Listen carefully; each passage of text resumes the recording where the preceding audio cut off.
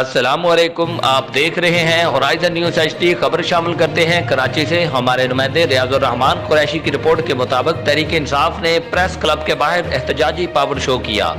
Karachi press club کے باہر پاکستان تحریک انصاف کراچی کی جانب سے اپوزیشن لیڈر حلیم عادل شیخ سمیت دیگر رہنماؤں کی گرفتاری اور انتقامی کارروائیوں کے خلاف احتجاجی مظاہرے میں اراکین اسمبلی اور پارٹی رہنماؤں نے شرکت کی۔